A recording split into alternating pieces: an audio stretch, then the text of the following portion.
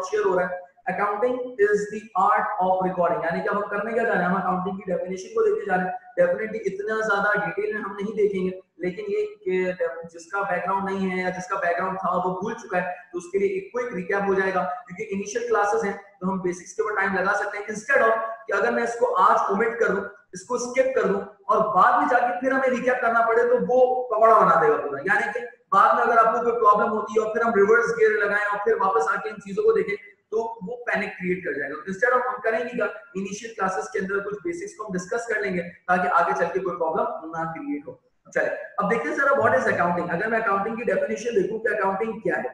अच्छा, accounting basically किसको कहते हैं, तो अकाउंटिंग बेसिकली क्या है, अकाउंटिंग की डेफिनेशन अगर हम देखें तो कहता है कि accounting is an art. It's an art. Art का मतलब क्या है कि वी हैव टू लर्न। देखिए आर्ट किसको कहते हैं, कला को कहते हैं। मैं गाना गा रहा हूँ, सर खुदा का वास्ता आप मत गाइएगा, ठीक है नहीं गा रहा, मतलब सर आपकी आवाज ऐसी है कि अगर आपने गाना गाना शुरू किया ना तो हम सब भाग जाएंगे, जाना खैर। तो अकाउंटिंग एज एन आर्ट, सीखना पड़ेगा, जैसे गाना गाना है या इसी तरीके से कोई डांसिंग है, सिंगिंग है, कुकिंग है, it's an art, you have to learn, आपको सीखना पड़ता है। तो इसी तरीके से इसको भी सीखना पड़ेगा। सर किस चीज का आर्ट है, करना क्या होगा, तो accounting is an art of what, of recording, यानी कि आपने क्या करना है, यहाँ पे रिकॉर्डिंग करनी है। किस चीज को रिकॉर्ड करना है, ऑफ रिकॉर्डिंग द ट्रांजैक्शंस, आपने रिकॉर्डिंग करनी है क्या, that is the transactions. Sir पहली बात तो ये समझाएं कि व्हाट इज ट्रांजैक्शन। चले मैं पहले आप लोगों से पूछता हूं, फीडबैक में मुझे जरा चैट बॉक्स में जरा फीडबैक दें कि व्हाट इज ट्रांजैक्शन, ट्रांजैक्शंस क्या है, प्लीज मुझे जल्दी से फीडबैक दें जरा, व्हाट इज ट्रांजैक्शन, जल्दी से मुझे चैट बॉक्स में फीडबैक दें जरा, व्हाट इज ट्रांजैक्शन। डेफिनेटली आप में से कुछ ऐसे भी जो पढ़े लिखे बच्चे हैं जिनको तमाम चीजें पता है, पहले से पढ़ के आ रहे हैं, तो please let me know what is transaction.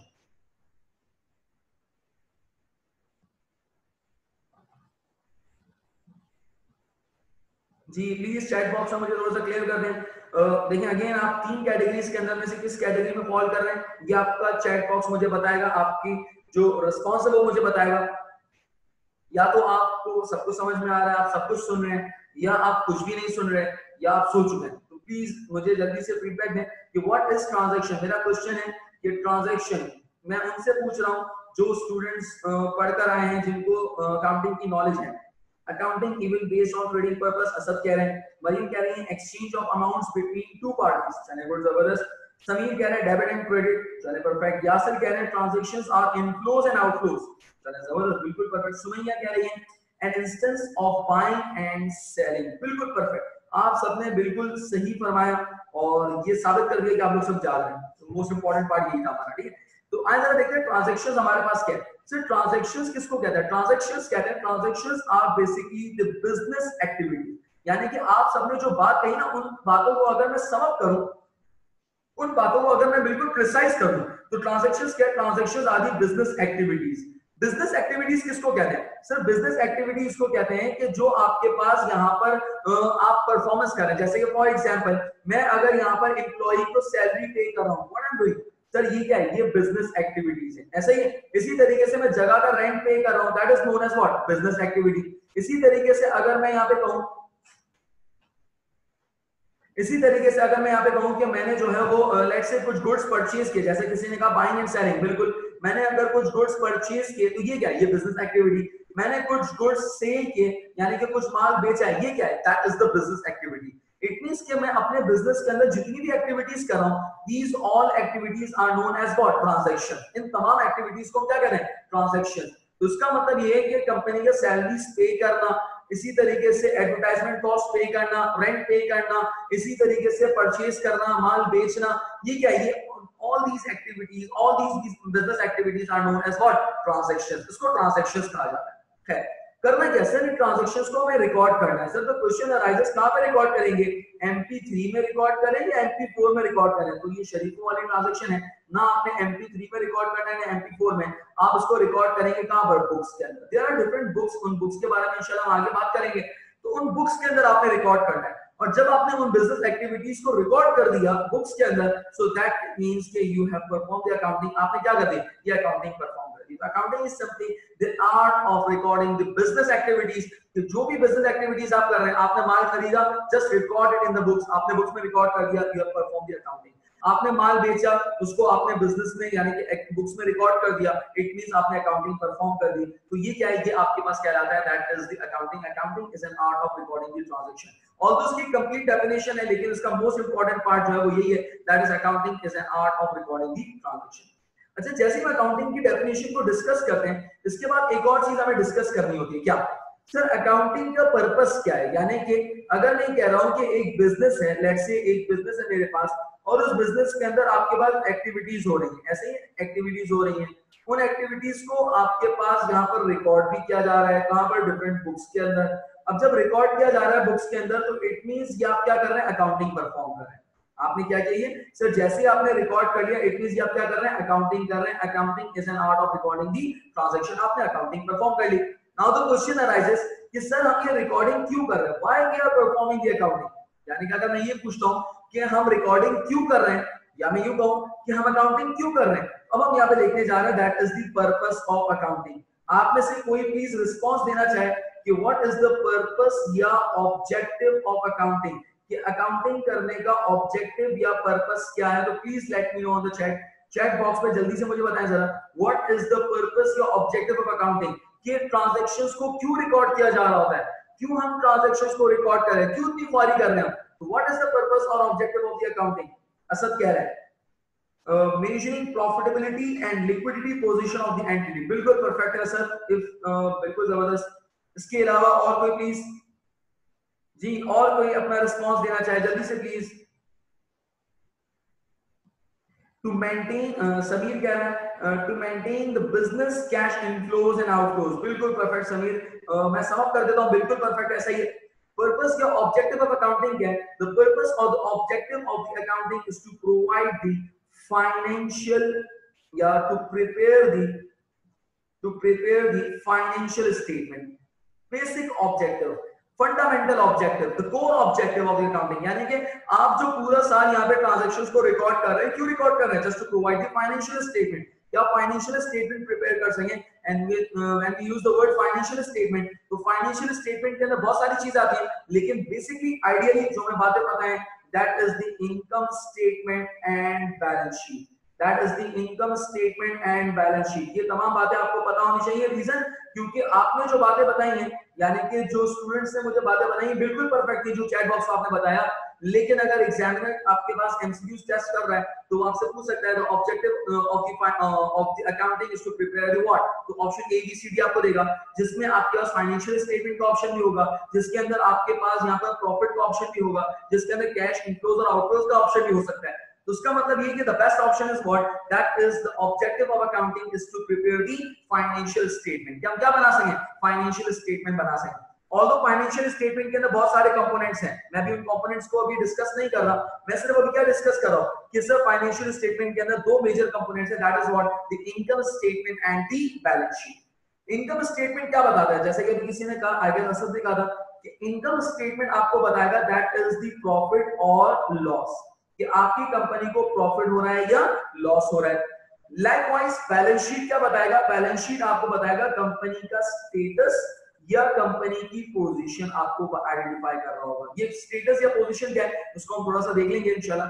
अच्छा, इनकम स्टेटमेंट क्या बताता है, दैट इज प्रॉफिट और लॉस। और प्रॉफिट और लॉस कैसे कैलकुलेट करते हैं, तो प्रॉफिट और लॉस कैलकुलेट करने के लिए जो फॉर्मूला है, या यूं कह रहे हैं जो दो मेन कंपोनेंट्स हैं, that is the revenues and expenses. It means if you want to calculate the profit or loss of any organization, you just need two major components, that is the revenues and the expenses। अगर आपको पता चल जाए कि कितने revenues हैं और कितने एक्सपेंसेस हैं, तो सिंपली आप उन रेवेन्यूज में से एक्सपेंसेस को डिडक्ट करेंगे, तो you will get to know कि कंपनी को प्रॉफिट हो रहा है या लॉस हो रहा है। यहां तक क्लियर है इसके अंदर? प्लीज यहां तक किसी का कोई कंफ्यूजन, कोई प्रॉब्लम हो तो प्लीज लेट मी नो जी, please let me know if is there any question, if is there any problem, तो प्लीज लेट मी नो, जल्दी से जरा बता देना चैट बॉक्स में। अभी हमने क्या देखा, that is the purpose of accounting. Accounting क्यों कर रहे हैं, अकाउंटिंग इसलिए कर रहे हैं ताकि हम फाइनेंशियल स्टेटमेंट बना सकें, यानी कि इनकम स्टेटमेंट और बैलेंस शीट प्रिपेयर कर सकें। चलिए परफेक्ट हो गया, क्लियर है, आगे चलते जरा। अच्छा सर, ये फाइनेंशियल स्टेटमेंट कब बनाई जाती है, तो याद रखिएगा financial statements are prepared, financial statements are prepared at the end of accounting period. Financial statements are prepared at the end of the accounting period. Financial statement कब बनाई जाती है? Financial statement बनाई जाती है at the end of the accounting period. Accounting period के end पे बनाई जाती है. मैंने यहाँ पे word use किया accounting period. अच्छा, अकाउंटिंग पीरियड बेसिकली एक होता है कैलेंडर पीरियड, यानी कैलेंडर ईयर नॉर्मली कब एंड होता है? कैलेंडर ईयर हमारे पास एंड होता है, यानी कि मेरे पास जो नॉर्मल कैलेंडर है और डेफिनेटली आपके पास भी वही होगा, कुछ हो सकता है एबनॉर्मल भी हो, लेकिन हमारा जो कैलेंडर ईयर है वो स्टार्ट कब होता है? दैट इज ऑन 1 जनवरी और वो एंड कब हो रहा है? 31 ऑफ दिसंबर। ऐसे ही ये कहलाता है कैलेंडर ईयर है। मैंने यहाँ पे कैलेंडर ईयर एंड की बात नहीं की, मैंने क्या कहा? मैंने कहा eight the end of the accounting period. क्या मतलब सर, क्या अकाउंटिंग पीरियड डिफरेंट होता है? बिल्कुल हो सकता है, यानी कि यूजुअली कैलेंडर ईयर आपके पास 12 मंथ्स का होता है, नो डाउट, और स्टार्ट कब होता है? दैट इज ऑन जनवरी, 1 जनवरी को स्टार्ट होता है एंड 31 दिसंबर को एंड हो जाता है। लेकिन अगर हम बात करें, ये क्या था? ये था कैलेंडर ईयर एंड। ऐसे ही ये क्या था आपके पास? ये था कैलेंडर ईयर एंड। ऐसे कैलेंडर ईयर की बात कर रहे हैं। लेकिन अकाउंटिंग ईयर की अगर मैं बात करूं तो अकाउंटिंग ईयर जरूरी नहीं है कि वो 1 जनवरी को स्टार्ट, हाँ, लेकिन ये जरूरी है कि it would consist of 12 months, 12 महीने जरूर होंगे, लेकिन ये जरूरी नहीं कि जनवरी से स्टार्ट और दिसंबर में एंड हो सकता है, लेकिन जरूरी नहीं है। तो इट मींस हो सकता है कि कंपनी का accounting period let's say start हो रहा है ऑन 1 ऑफ जुलाई। कब स्टार्ट हो रहा है? On 1 of July 2016। एंड कब होगा? ये sir after 12 months, that is from 1 July 2016, 12 months में काउंट करूंगा और ये एंड कब होगा? 30th of June 2017।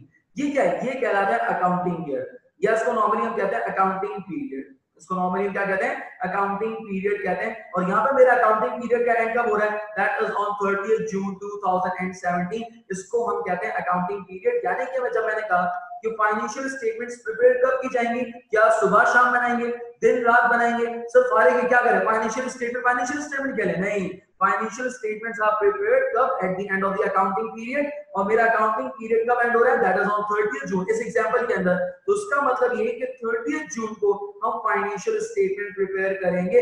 थोड़ा सा सम अप कर लेते हैं। ड्यूरिंग द ईयर, यानी कि अकाउंटिंग ईयर में ट्रांजैक्शंस हो रही होंगी, उन ट्रांजैक्शंस को, यानी कि जो भी ट्रांजैक्शंस हो रही होंगी उन ट्रांजैक्शंस को हम रिकॉर्ड कर रहे होंगे। दैट मींस हम अकाउंटिंग परफॉर्म कर रहे होंगे। और ये ट्रांजैक्शंस को क्यों रिकॉर्ड कर रहे थे? इस दिन के लिए कि जब अकाउंटिंग पीरियड एंड होगा, अकाउंटिंग पीरियड का लास्ट डे आएगा, तो उस दिन हम क्या करेंगे? हम फाइनेंशियल स्टेटमेंट बनाएंगे। और फाइनेंशियल स्टेटमेंट का मतलब है दैट इज इनकम स्टेटमेंट और बैलेंस शीट बनाएंगे। क्यों बनाएंगे? ताकि हमें पता चल सके कि कंपनी को प्रॉफिट हो रहा है या लॉस हो रहा है और कितना हो रहा है, और ताकि हमें पता चल सके कि कंपनी का स्टेटस या कंपनी की पोजीशन क्या है। बात समझ इसके अंदर? तो ये अकाउंटिंग पीरियड है। अकाउंटिंग पीरियड क्या जरूरी है कि जुलाई से जून हो? ये भी जरूरी नहीं है। फॉर एग्जांपल, अगर मैं आपको कहता हूं कि लेट्स से मैं अगर आपसे कहता हूं कि एक कंपनी है, उसका अकाउंटिंग पीरियड है वो 30th ऑफ सितंबर 2017 पे एंड हो रहा है। अकाउंटिंग पीरियड कब एंड हो रहा है? 30th ऑफ सितंबर 2017। जल्दी से मुझे चैट बॉक्स में बताएं स्टार्ट कब हो रहा होगा। जल्दी से मुझे चैट बॉक्स में बताएं, जल्दी से बताएं जरा स्टार्ट कब हो रहा होगा, प्लीज क्विकली जल्दी से बताएं जरा चैट बॉक्स में बताएं कि एक अकाउंटिंग 1 अक्टूबर 2016। बिल्कुल परफेक्ट सुमैया, समीर, असद, बिल्कुल परफेक्ट जा रहे हैं आप लोग। यानी कि स्टार्ट कब हो रहा होगा? बिल्कुल इसका 1 अक्टूबर पे स्टार्ट हो रहा होगा। दैट मींस कि ये स्टार्ट हो रहा होगा 1 अक्टूबर 2016। 12 मंथ्स कंप्लीट हो रहे हैं। तो इसका मतलब ये कि जरूरी नहीं है कि जनवरी से दिसंबर। अकाउंटिंग पीरियड में vary from organisation to organisation या कंपनी टू कंपनी है। तो इसका मतलब ये अब ये क्लियर हो रहा है इसके अंदर कि अकाउंटिंग कर क्या रहा है, यानी कि throughout the year transactions को रिकॉर्ड किया जाता है। At the end of the year हम फिर फाइनेंशियल स्टेटमेंट बनाते हैं so that to calculate the profit और लॉस के कंपनी का प्रॉफिट और लॉस कितना है और बैलेंस शीट के अंदर स्टेटस किसको कहते हैं इंशाल्लाह आगे चल के हम डिस्कस करेंगे। और फिर एक और बात मैंने कही, ये प्रॉफिट और लॉस कैलकुलेट करने के लिए we have two major components that is the revenues and expenses. यहां तक किसी को कोई प्रॉब्लम है तो please do let me know ताकि फिर हम उसको क्लियर करके आगे चलेंगे। प्लीज बेसिक्स में हम बात कर रहे हैं और डेफिनेटली कुछ ऐसे स्टूडेंट्स भी हैं हमारे साथ जो ऑलरेडी ये पढ़ चुके हैं या कोई सारी नॉलेज होगी, तो thanks for your patience. All clear, no problem. चलिए गुड, जबरदस्त। और एक दो स्टूडेंट थोड़ा सा फीडबैक करें कि इज इट क्लियर और नॉट, ताकि हम आगे चलेंगे। जी प्लीज थोड़ा जल्दी से फीडबैक दे दें। क्लियर, चलिए जबरदस्त हो गया। लेट्स मूव ऑन, आगे चलते हैं जरा। ये हमने देखा रेवेन्यूज है। अब थोड़ा सा और यहाँ पे देखते हैं इसके अंदर, यहाँ पे हैंड आउट इंशाल्लाह जब मैं शेयर करूंगा तो तमाम बातें यहाँ पे लिखी हुई है इसके अंदर, इनकम स्टेटमेंट, बैलेंस शीट। अच्छा, अब आपकी स्क्रीन के ऊपर आ रहा होगा रेवेन्यूज और एक्सपेंसेस की एग्जांपल। ये वो यूजुअली रेवेन्यूज और वो एक्सपेंसेस हैं जो कि एक ऑर्गेनाइजेशन के अंदर नॉर्मली इंकर की जाती हैं। इस वजह से बहुत सारी ऐसी एग्जांपल्स हैं जो कि हम डे टू डे लाइफ के अंदर भी देख रहे होते हैं। तो काइंडली इन एक्सपेंसेस और रेवेन्यूज के एग्जांपल्स को ओवरव्यू करें, उसको स्किम करें, देखें कोई ऐसी, क्योंकि बहुत जनरल एग्जांपल्स हैं, इसके अंदर बहुत सारी ऐसी एग्जांपल्स हैं जो आप ऑलरेडी देख चुके हैं और आपको पता भी होंगी, तो मैं एक एक एग्जांपल को फिलहाल डिस्कस नहीं कर रहा। क्विकली मैंने आपके सामने ये स्क्रीन पे एग्जांपल्स रखी हैं, उसको स्किम करें और प्लीज लेट मी नो कि अगर कोई एक्सपेंस या कोई रेवेन्यू ऐसी जो आपको ना समझ में आ रही है तो उसको डिस्कस करें। प्लीज जल्दी से बता दें जी। प्लीज देखें जरा, एक्सपेंसेस और रेवेन्यूज की एग्जांपल आपके सामने आ रही होगी। मैं रीड आउट भी कर देता हूं। Rent expense, salary expense, electricity expense, telephone expense, printing and stationery, depreciation, bad debt, general expense, interest expense, transportation expense. Different examples आ रही हैं, एक्सपेंसेस में भी आ रही है, रेवेन्यूज में भी आ रही है। कोई ऐसी एग्जांपल? समीर कह रहे हैं last 3 expenses sir. Last 3 expenses क्या हैं? That is sales discount, purchases and sales return. Sameer यही कह रहे हो? Sales discount, purchases and sales, yes. चलिए, और किसी को कोई प्रॉब्लम हो please let me know, discuss कर लेते हैं। समीर बिल्कुल। फीस रेवेन्यू, मस्का कह रही है फीस रेवेन्यू को डिस्कस कर लेते हैं। चलें उसको भी डिस्कस कर लेते हैं। मैं हाईलाइट कर देता हूं जरा।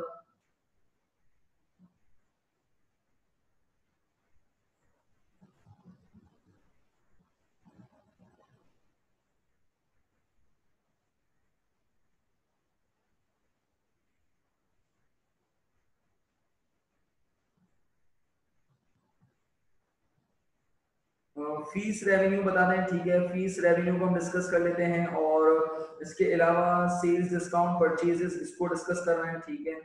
और इसके अलावा sir purchases and sales return, चले परफेक्ट है। रेवेन्यूज बता दें, चले देख लेते हैं। बिल्कुल देयर इज अ कंफ्यूजन, तो एक काम करते हैं हम क्विकली एग्जांपल्स को देख लेते हैं। इसके अंदर यही मैं चाह रहा था, देखना चाह रहा था कि किसी को कोई प्रॉब्लम है तो उसको इंशाल्लाह डिस्कस करते हैं। स्टार्ट करते हैं जरा। रेंट एक्सपेंस हमारे पास क्या, जनरली अगर बिजनेस ने अगर कोई जगह किराए पे ली है तो उसका रेंट पे करना है, तो that is the rent expense. Employees काम कर रहे हैं तो इट मींस उनको सैलरी पे करनी है, that is the salary expense. Telephone expense, utility expense, ये डिफरेंट एक्सपेंसेस हैं। अच्छा, इसके अंदर 2 एक्सपेंसेस आ रहा है, that is the depreciation and bad debt. ठीक है, ये मैं इंशाल्लाह बात कर सकता हूं, यानी कि मैं इंशाल्लाह इसको क्लियर करूंगा लेटर ऑन, जब हम इंशाल्लाह बैलेंस शीट के कुछ कंपोनेंट्स पढ़ लेंगे तो वहां पे हम इंशाल्लाह इसको डिस्कस करेंगे। मुझे नहीं पता कि आप लोगों को इसका आईडिया है नहीं, क्योंकि आप में से किसी ने भी फिलहाल इसका क्वेश्चन रेज नहीं किया कि what is depreciation and bad debt, तो मैं ये एक्सपेक्ट कर रहा हूं कि आपको पता होगा, लेकिन इंशाल्लाह मैं इसको आगे फिर भी ब्रीफ करूंगा और वहां पे मैं आपसे फीडबैक ले रहा हूं, क्योंकि आपने अभी कोई क्वेश्चन रेज नहीं किया। खैर, जनरल एक्सपेंस क्या है? जनरल एक्सपेंस को नॉर्मली आप अदर एक्सपेंसेस भी कह सकते हैं, अदर एक्सपेंसेस भी कह सकते हैं। नॉर्मली ऑर्गेनाइजेशन के अंदर कुछ छोटे-मोटे खर्चे होते हैं। फॉर एग्जांपल स्विच बोर्ड खराब हो गया, उसकी रिपेयरिंग कराई, तो अब मैं उसको अलग से कोई एक्सपेंस का नाम नहीं देता, मैं क्या कह रहा हूं, यार ये अदर एक्सपेंसेस। फ्लोर खराब हो गया था तो उसकी मॉपिंग वगैरह कराई, सफाई वगैरह कराई, तो क्लीनलीनेस के नाम से मैं कोई एक्सपेंस बुक नहीं करूंगा, मैं इसको क्या करूंगा, अदर एक्सपेंसेस में डाल दूंगा। Interest expense, transportation, advertisement, insurance, ये नॉर्मल एक्सपेंसेस जो हम देख रहे होते हैं। अच्छा, 3 एक्सपेंसेस जो आ रहे हैं यहाँ पे, that is the sales discount, purchases and sales return. इसको मैं इंशाल्लाह भी डिटेल में डिस्क्राइब करता हूं। पहले मैं आ रहा तो रेवेन्यूज के ऊपर। कमीशन रेवेन्यू किसको कहते हैं? तो commission revenue is basically the referral income, यानी कि ये रेफरल इनकम कहलाता है। अच्छा, रेफरल इनकम का मतलब क्या है? रेफरल रेवेन्यू या रेफरल इनकम का मतलब ये कि लेट्स से मैं एक कमोडिटी है, एक गुड्स प्रोवाइड करता हूं। लेट्स से मैं यहां पर समझाने की कोशिश करता हूं कि मैं एक मार्कर का डिस्ट्रीब्यूटर हूं, ठीक है, मार्कर्स में डिलीवर करता हूं। मेरे पास एक कस्टमर आया, कहने लगा कि सर मुझे पेन्स चाहिए। मैंने कहा कि यार मिस्टर जे, ये कौन है सर, मैं हूं, मार्कर्स डिलीवर करता हूं, सर मुझे पेन चाहिए। मैंने कहा ठीक है, पेन मिल जाएगा, लेकिन मेरे पास नहीं होता। मैं आपको रेफर कर रहा हूं टुवर्ड्स मिस्टर ए, आप मिस्टर ए के पास जाएं, he is the dealer of pen, वो आपको पेन डिलीवर कर देगा, आप उससे ले लें। ठीक है, परफेक्ट हो गया। अब वो कस्टमर जो था, उस कस्टमर को मैंने डाइवर्ट कर दिया किसकी तरफ, मिस्टर ए की तरफ, कि आप मिस्टर ए के पास जाएं, वो आपको पेन डिलीवर कर देगा, वो आपको सेल कर देगा। अब जब मैंने कस्टमर को डाइवर्ट किया तो डेफिनेटली मेरी वजह से मिस्टर ए को बिजनेस मिल रहा है, मेरी वजह से मिस्टर ए की सेल इंक्रीज होगी, मुझे यानी कि मैंने मिस्टर ए को बेनिफिट दिया ना, डेफिनेटली मुझे भी कोई ना कोई बेनिफिट मिलना चाहिए। तो मिस्टर ए को मैंने कांटेक्ट कर दिया कि सर मैंने कस्टमर आपकी तरफ डाइवर्ट कर दिया, अब वो जितने का भी आपसे माल खरीदेगा, लेट्स से आपने उसको 10,000 रुपए की सेल्स की, तो उस 10,000 का सर्टेन परसेंटेज, एक एक्स परसेंटेज, लेट्स से 5% आप मुझे देंगे। क्यों? आपको बेनिफिट हो रहा है तो मुझे भी कोई ना कोई बेनिफिट मिलना चाहिए। तो अब 10,000 का 5%, लेट्स से 10,000 का 5% आपके पास कितना हो गया, 500 रुपीज। तो 500 रुपीज का बेनिफिट आप मुझे देंगे, तो अब ये 500 रुपीज का जो मुझे बेनिफिट मिल रहा है, मुझे इनकम हो रही है। पहली बात तो रेवेन्यू समझिए, रेवेन्यू किसको कहते हैं? रेवेन्यू कहते हैं that is the inflow of benefit. Revenue किसको कहते हैं? That is the inflow of benefit. अगर आपको कोई बेनिफिट हो रहा है तो that is known as what? Revenue. Expenses किसको कहते हैं? That is the outflow of benefit. यानी कि अगर आपके पास कुछ खर्चा हो रहा है, कोई आपके पास से बेनिफिट जा रहा है, कोई रिसोर्सेज जा रही है, आउटफ्लो रिसोर्सेज है, खर्चा हो रहा है, पैसे जा रहे हैं, आपने एम्प्लॉय को सैलरी दी, पैसे चलेगा, outflow of benefit, outflow of resources, that is the expense. अब मेरे पास 500 रुपीस आ रहे हैं, इट मींस मेरी रेवेन्यू तो है। अब इस रेवेन्यू को क्या नाम दूं? तो उसको नॉर्मली हम कहेंगे commission revenue. Commission revenue basically क्या है? इट्स अ रेफरल इनकम, यानी कि आपने किसी को रेफर किया, उसके ऊपर आप अपना एक एक्स परसेंटेज कमीशन रखते हैं, that is known as what? Commission revenue. चलिए दूसरी एग्जांपल आ रही है कंसल्टेशन फीस, कंसल्टेशन रेवेन्यू जिसको हम कहते हैं। ये क्या? एडवाइस, कंसल्टेशन, कंसल्ट कहते हैं एडवाइस को। कंसल्ट किसको कहते हैं? एडवाइस को कहते हैं कि अगर आप किसी को एडवाइस देते हैं, फॉर एग्जांपल आप डॉक्टर के पास जाएं तो नॉर्मली जो अच्छे डॉक्टर्स होते हैं वो क्या करते हैं? वो आपको नीली पीली गोलियां नहीं देते, वो आपको करते क्या? एक प्रिस्क्रिप्शन बना के देते हैं कि अगर फॉर एग्जांपल खुदा ना खास्ता आप डायबिटिक के पेशेंट है तो वो आपको बताएगा कि आपने ये मेडिसिन लेनी है, इन टाइम पे लेनी है, इन चीजों से आपने एहतियात करनी है, परहेज करनी है, ये चीजें आपने यूज नहीं करनी। तो वो आपको पूरी एक गाइडलाइंस प्रिस्क्रिप्शन दे रहे होंगे, वो कंसल्ट कर रहे होंगे, एडवाइस दे रहे होंगे।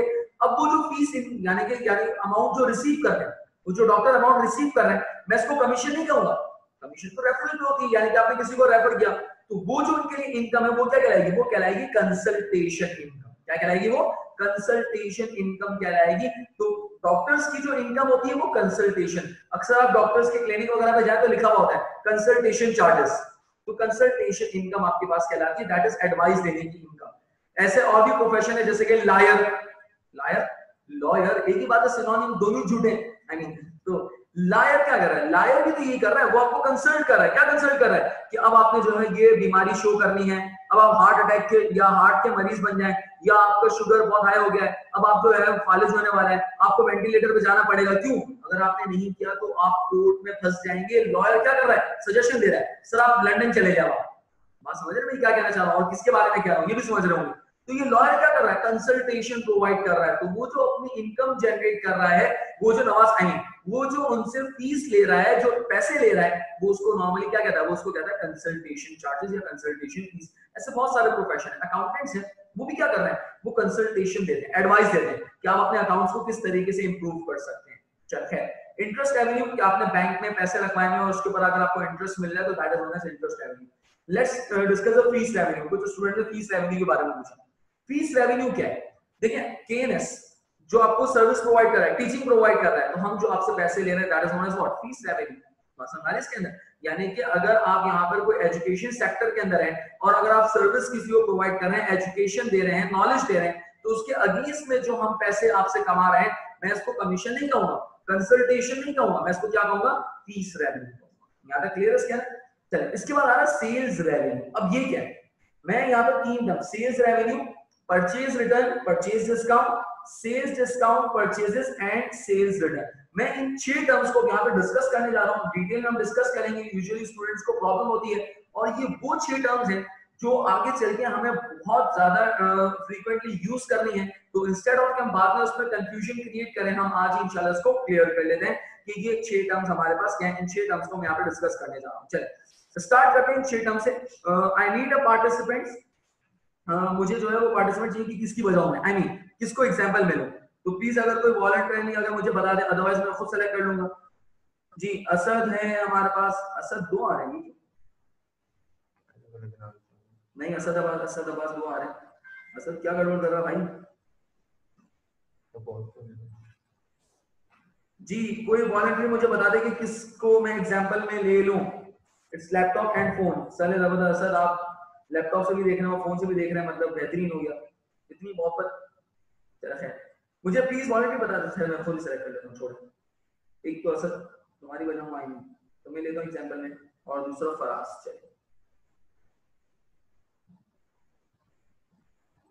चले जा स्टार्ट करते हैं। लेट्स से मेरे पास एक है असद, ठीक है, एक है मेरे पास असद और दूसरा मेरे पास यहाँ पर आ गया फराज। ये 2 हमारे पास यहाँ पर है, ठीक। अच्छा अब डिस्कस करते हैं कि असद कौन है, फराज कौन है। असद एक बहुत बड़ा डीलर है, बहुत बड़ा सप्लायर है, बहुत बड़ा डीलर, बहुत बड़ा सप्लायर, बहुत बड़ा बिजनेसमैन। जबरदस्त। सर क्या करता है, क्या असद? सर असद जो है ना वो सप्लायर और करता है क्या पता है? असद जो है ना वो चर्च बेचता है। असद क्या करता है? चर्च बेचता है। बेहतरीन हो गया। असद ने क्या किया? असद ने यहाँ पे 20,000 रुपीज की चर्च, 20,000 रुपीज की जो चर्च है वो बेची, यानी कि सेल की। किसको? फराज को। इसका मतलब ये कि असद जब यहाँ पे चर्च बेच रहा है, किसको बेच रहा है? फराज को। तो अब मुझे बताएं कि फराज क्या कहलाएगा, जल्दी से बताएं। फराज जो है वो चर्च कंज्यूम कर रहा है, तो मुझे जल्दी से चैट बॉक्स में बताओ फराज क्या कहलाएगा। असद अगर चर्च बेच रहा है फराज को, तो मुझे बताएं फराज क्या कहलाएगा, जल्दी बताएं, जल्दी बताएं प्लीज, फराज क्या कहलाएगा, जल्दी बताएं। फराज जो है वो चर्च कंज्यूम कर रहा है, चर्ची कहलाएगा। बिल्कुल एग्जैक्टली, बिल्कुल। सुमैया भी कह रही है, यासिर भी कह रहा है, बिल्कुल। ये क्या कहलाएगा? चर्ची कहलाएगा। यानी कि फराज कौन है? सर फराज जो है वो चर्ची है। फराज प्लीज बुरा मत मानना यार, ठीक है। तो फराज हमारे पास क्या कहलाएगा? फराज हमारे पास कहलाएगा चर्ची उर्फ कस्टमर। बिल्कुल, यानी कि ये क्या कहलाएगा? हमारे पास कस्टमर कहलाएगा। इट मींस कि हमारे पास दो पार्टीज हो गए, एक सप्लायर है और एक कस्टमर है। अच्छा, अब जब ये डिलीवर किया तो असद ने क्या किया? असद ने 20,000 रुपीस के गुड्स सेल आउट किए, ऐसे ही बेचे। जब ये 20,000 के गुड्स बेचे तो उसका मतलब ये क्या सर? ये असद के लिए हो गई क्या? सेल्स। ऐसे ही ना, असद ने माल बेचा है, तो ये क्या? That is known as what? Sales. ये क्या कहलाएगा आपके पास? सेल्स कहलाएगी। यानी कि 20,000 रुपीस की क्या हो गई है? सेल्स हो गई। असद ने क्या किया? 20,000 रुपीस का माल बेचा, दैट इज द सेल्स। अच्छा, अब ये सेल्स क्या है? देखिए, बाकी जो मैंने रेवेन्यूज डिस्कस की थी, अगर आप देखें, commission revenue, consultation, interest fees, इन रेवेन्यूज में और सेल्स में क्या फर्क है? सर मैंने इससे पहले जितने भी मैंने यहाँ पे रेवेन्यूज लिए हैं, उन किसी भी रेवेन्यूज के अंदर मैंने गुड्स नहीं बेचे। अगर आप नोट करें तो यहाँ पे बेसिकली मैंने क्या किया? मैंने सर्विसेज प्रोवाइड की। आप देख लें, मैंने कहीं भी माल नहीं बेचा, गुड्स नहीं बेचे। लेकिन सेल्स में क्या कर रहा हूँ सर? सेल्स क्या है? When the goods are sold, यानी कि जब आप कोई प्रोडक्ट बेच रहे हो और प्रोडक्ट बेच के पैसे अगर कमा रहे हैं, तो उसका मतलब ये क्या है? ये आपकी सेल्स कहलाएगी। तो सेल्स जब कर रहा हूं तो उसका मतलब पैसे मेरे पास आ रहे हैं, तो इट मींस कि ये जो सेल्स है सर, क्या है? It's a revenue nature. क्यों रेवेन्यू किसको कहते हैं? रेवेन्यू कहते हैं कि जब आपके पास इनफ्लो ऑफ बेनिफिट हो, इट मींस सेल्स क्या? Sales is the revenue. बस समझ क्या? सेल्स किसको कहते हैं? जब आपने कोई गुड्स या प्रोडक्ट आपने सेल आउट किए हो टू द कस्टमर। है, फराज ने ये गुड्स परचेज किए, तो फराज की साइड पे आते हैं। फराज कह रहा है कि मैंने गुड्स परचेज किए हैं, इट मींस परचेजेस है कितने की? 20,000 की। अच्छा, जब गुड्स परचेज किए हैं तो इसका मतलब ये क्या है? इसका मतलब है कि जब माल खरीदा है तो पैसे गए होंगे, that is the outflow of benefit. Outflow of benefit का मतलब ये है कि फराज के लिए ये परचेजेस क्या है? दैट इज नोन एज, या that is treated as expense. कि हम क्या कहेंगे कि फराज के लिए ये क्या? It's an expense nature. ऐसे ही ना, क्योंकि माल खरीदा है, गुड्स परचेज किए, तो there is an outflow of benefit और द आउटफ्लो ऑफ रिसोर्सेज। तो इसका मतलब ये है कि ये जो परचेजेस है ये क्या नेचर है? एक्सपेंस नेचर है। यहाँ तक क्लियर है ना? तो दो बातें मैंने डिस्कस की। Number one, the sales and the purchases. Sales क्या है? रेवेन्यू है। परचेजेस क्या है? एक्सपेंस है। चलिए, ये टर्म ऐसी थी जो समझ में भी आ सकती थी हमारे पास। आगे चलते हैं जरा।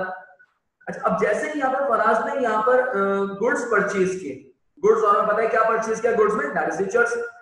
अब जब फराज ने इसको इस्तेमाल किया तो फराज को सुरूर नहीं आ रहा था, मतलब फराज के कैलिबर को मीट नहीं कर रहा था। मतलब इतनी इसने इस्तेमाल किए, फराज ने बोला कि यार वो जो झूमना चाहिए था, वो जो लचक आनी चाहिए था, वो नहीं आ रही। फराज, पहले तो मुझे तुम यार चैट बॉक्स में बताओ कि तुम्हें बुरा तो नहीं लग रहा। फराज, अगर तुम सोए हुए नहीं हो और जाग रहे हो तो प्लीज बता दो। अल्लाह करे तो सोया हुआ भाई। फराज, तुम्हें बुरा तो नहीं लग रहा? जल्दी से बता दो चैट बॉक्स में, वरना मैं फिर चेंज कर दूं। ऐसा ना हो कि तुम केने आगे मुझे कूट दो।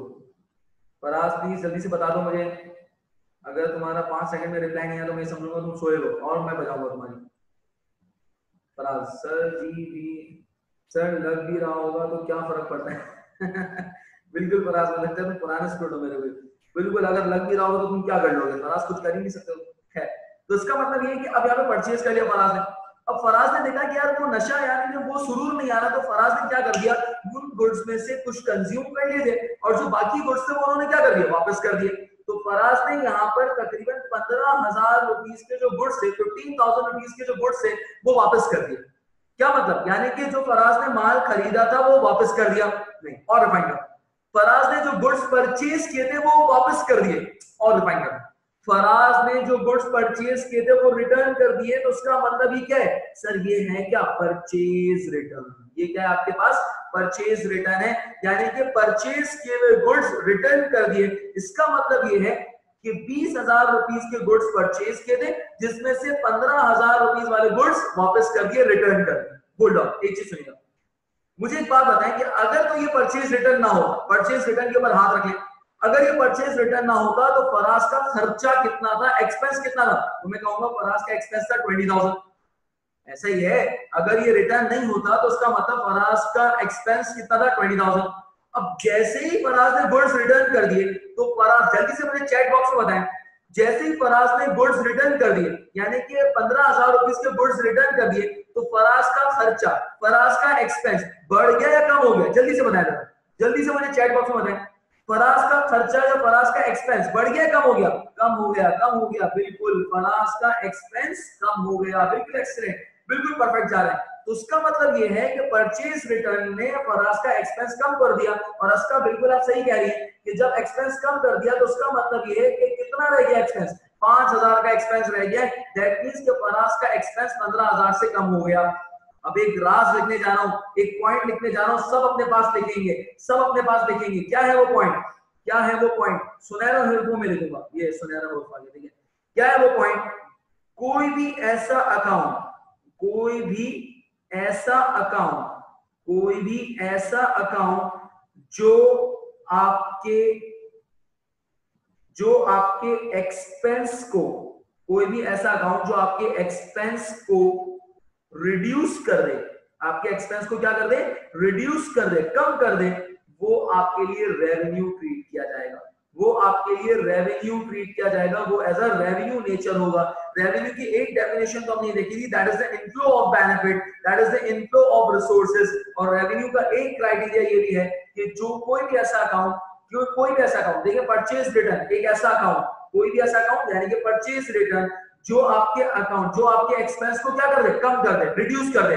यानी कि आपका एक्सपेंस, फराज का एक्सपेंस कितना हो रहा था? 20,000 हो रहा था, 15,000 से रिड्यूस हो गया। जैसे ही 15,000 से रिड्यूस हो गया, इसका मतलब ये है कि कोई भी ऐसा अकाउंट जो आपके एक्सपेंस को रिड्यूस कर दे, वो आपके लिए क्या है? वो आपके लिए रेवेन्यू नेचर ट्रीट किया जाएगा। तो एक बात पता चल गई कि हमारे लिए यहाँ पर जो परचेज रिटर्न क्या है, it's a revenue nature, it's a revenue nature. Sir इतनी लंबी करके आप क्यों बता रहे हैं? देखिए मैंने लंबी इसलिए की कि देखिए कुछ रेवेन्यूज ऐसे हैं, कुछ नॉर्मली रेवेन्यूज को मैं कहता हूँ नियमित है, ऐसे ही है ना, और एक्सपेंसेस को नॉर्मली मैं कहता हूँ पनौती है, यानी कि खर्चा डेफिनेटली किसी को भी अच्छा नहीं लगता, और खासतौर पर नियमित को तो बिल्कुल भी अच्छा नहीं लगता, ऐसा ही। तो रेवेन्यू एक नियमित है।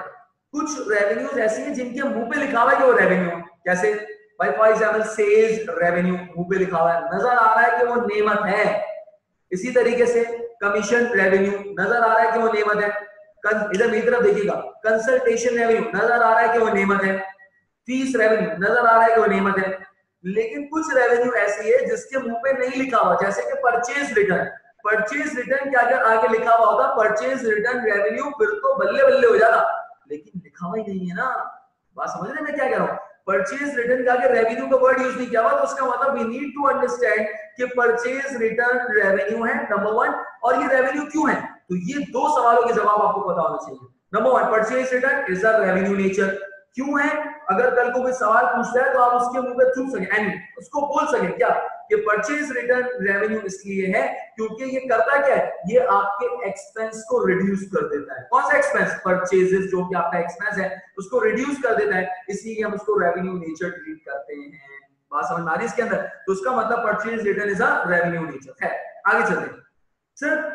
कस्टमर के लिए यानी कि फराज के लिए तो परचेज रिटर्न हो गया। अच्छा, अब ये डीलर कौन था? असद। असद ने जब ये गुड्स बेचे थे वापस आ गए, फिर रिपीट कर रहा हूं, असद ने माल बेचा था वापस आ गया। असद ने जो गुड्स सेल किए थे वो रिटर्न हो गए। इसका मतलब असद के लिए क्या है? सर असद के लिए है ये सेल्स रिटर्न। कितने का? 15,000 का सेल्स रिटर्न है, ऐसा ही। गौर से सुनिएगा, अब गौर से सुनिएगा, मुझे बताएं कि असद की सेल्स कितनी थी? 20,000। या यूं कहूं असद की रेवेन्यू कितनी थी? 20,000। इसका मतलब है कि असद अपनी बेगम को कितने पैसे देता? 20,000 देता ना, 20,000 देता। लेकिन जब ये गुड्स रिटर्न हो गए, बेचा हुआ माल वापस आ गया, तो मुझे जल्दी से चैट बॉक्स में आए, जल्दी से चैट बॉक्स में आए, मुझे बताएं कि जब असद ने माल जो बेचा था वो जब वापस आ गया, सेल किए हुए गुड्स रिटर्न हो गए, तो असद की रेवेन्यू, सॉरी असद की बेगम की जो रेवेन्यू है वो बढ़ गई या कम हो गई? जल्दी से बताएं, असद की रेवेन्यू बढ़ गई या कम हो गई? जल्दी से चैट बॉक्स में बताएं। असद की रेवेन्यू, असद की बेगम की रेवेन्यू बढ़ गई, कम हो गई? कम हो गई, कम हो गई, बिल्कुल कम हो गई, रिड्यूस हो गई, बिल्कुल एग्जैक्टली। यानी कि असद की जो रेवेन्यू है या असद की बेगम की जो रेवेन्यू वो कम हो गई। अगेन सुनहरे हरफों में मैं लिखने जा रहा हूं एक और रूल, क्या कोई भी ऐसा अकाउंट, कोई भी ऐसा अकाउंट, कोई भी ऐसा अकाउंट, कोई भी ऐसा अकाउंट जो रेवेन्यू को रिड्यूस कर दे, यानी कि कोई ऐसा अकाउंट जो आपकी रेवेन्यू को क्या कर दे, रिड्यूस कर दे, कम कर दे, रिड्यूस कर दे, तो वो आपके लिए ट्रीट किया जाएगा क्या, एज अ, बोलो ना, एक्सपेंस। क्या ट्रीट किया जाएगा, एक्सपेंस। तो इसका मतलब ये जो सेल्स रिटर्न है, सर ये सेल्स रिटर्न क्या है, sir it's an expense nature. क्यों है, पहली बात कि बुलबुला बना, हाँ क्यूट लग रहा है। तो सेल्स रिटर्न क्या है, sir sales return is an expense nature. ये आपके पास क्या है, एक एक्सपेंस नेचर है। बात समझ आ रही है इसके अंदर। तो दो बातें, सेल्स रिटर्न का नेचर क्या है, एक्सपेंस नेचर है। क्यों है, इसलिए क्योंकि ये कर क्या रहा है, ये आपके रेवेन्यू को रिड्यूस कर रहा है। कौन सी रेवेन्यू, सेल्स जो आपकी रेवेन्यू थी उसको रिड्यूस कर दिया। और कोई भी ऐसा अकाउंट जो आपकी रेवेन्यू को रिड्यूस कर दे वो आपके लिए क्या है, एक्सपेंस है, पनौती है। भाई इसको यूं समझे ना, आप बिरयानी ठूस रहे थे, मजे से बैठे हुए थे, बिरयानी खा रहे थे, अचानक आपका कोई गेस्ट, कोई रिलेटिव, कोई कजन आया और बैठ गया आपके पास। आपने मरवत में उससे पूछा, आप खुश थे ना, बिरयानी खा रहे थे, जबरदस्त बिरयानी थी, मुझे भी भूख लग रही थी।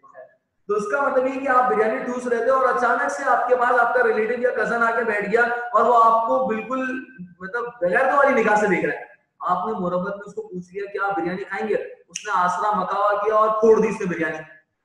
आप खुश थे, आपकी नेमत थी। ऐसे ही अचानक से वो आ गया और उसने आपकी बिरयानी पूरी फोड़ दी।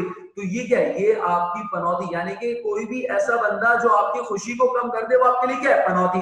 तो कोई भी ऐसा अकाउंट जो आपकी रेवेन्यू को रिड्यूस कर दे तो वो आपके लिए पनौती है, वो आपके लिए एक्सपेंस है। इसका मतलब ये सेल्स रिटर्न क्या है, इट्स एन एक्सपेंस नेचर, क्योंकि ये आपकी रेवेन्यू को कम कर रहा है। सर क्यों इतनी लंबी कर रहे हैं, देखिए सैलरी एक्सपेंस लिखा हुआ उसके मुंह पे क्या है कि वो एक्सपेंस है, यानी कि वो पनौती है। इधर देखिएगा जरा, सेल्स सॉरी रेंट एक्सपेंस लिखा हुआ है उसके मुंह पे कि वो एक्सपेंस है, वो पनौती है, यानी कि आप लोग हैं। ऐसे ही लिखा हुआ है एडवर्टाइजमेंट एक्सपेंस, लिखा हुआ है उसके मुंह पे कि वो पनौती है, आप लोग हैं। रेवेन्यू में लिखा हुआ है कि उसके कमीशन रेवेन्यू कि वो नेमत है।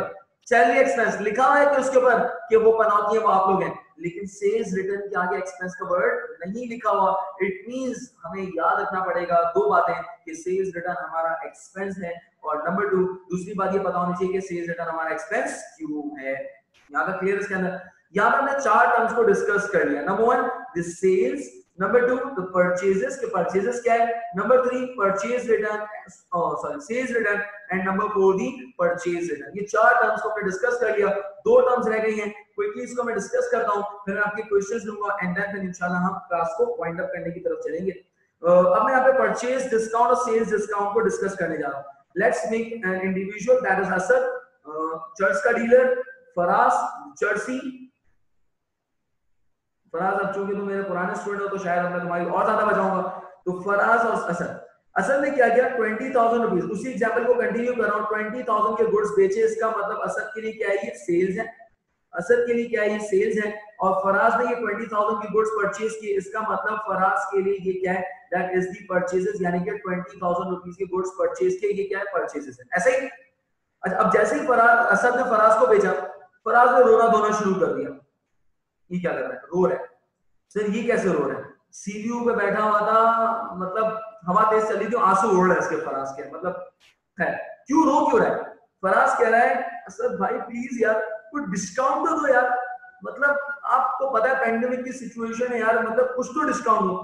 असद के दिल में भी रहम आया और असद ने कहा कि जा फराज जी ले अपनी जिंदगी, और 1,000 रुपए का डिस्काउंट दे दिया।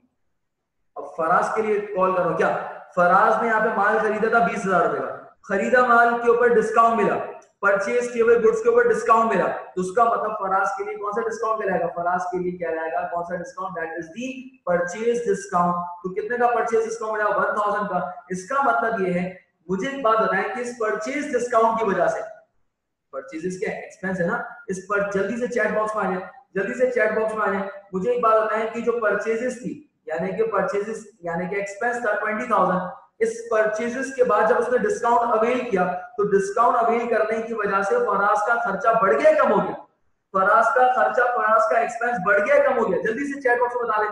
जल्दी से चैट बॉक्स में बता दें कम हो गया, कम हो गया, बिल्कुल कम हो गया। इसका मतलब ये है कि फराज का एक्सपेंस कम हो गया। और एक बात कि कोई भी ऐसा अकाउंट जो आपके एक्सपेंस को कम कर दे तो वो आपके लिए रेवेन्यू ट्रीट किया जाएगा। तो दो बातें रिमेंबर आपने रखनी है, दो बातें याद रखनी है कि परचेज डिस्काउंट रेवेन्यू है। क्यों है रेवेन्यू? क्योंकि ये आपके एक्सपेंस को कम कर रहा है। तो इसका मतलब फराज के लिए परचेज डिस्काउंट है, असद के लिए कौन सा डिस्काउंट होगा? जल्दी से बताएं ना। सेल्स डिस्काउंट कितना है? 1000 रुपए। मुझे एक बात बताएं, जब तक ये सेल्स डिस्काउंट नहीं था, असद अपनी बेगम को कितने पैसे देता? 20,000 रुपए। असद की बेगम की रेवेन्यू कितनी थी? 20,000 रुपए। सेल्स क्या रेवेन्यू है ना। जैसे ही यहाँ पे असद ने डिस्काउंट दिया, जल्दी से मुझे क्विकली बता दें कि असद की रेवेन्यू बढ़ गई या कम हो गई? सॉरी, असद की बेगम की रेवेन्यू बढ़ गई कम हो गई? असद की बेगम की रेवेन्यू बढ़ गई कम हो गई? कम हो गई, बिल्कुल एग्जैक्टली सुमैया, असद, मरियम, बिल्कुल यासिर, यानी कि असद की रेवेन्यू कम हो गई। तो उसका मतलब ये है कि सेल्स डिस्काउंट क्या है? Sir sales discount is basically an expense nature. क्यों?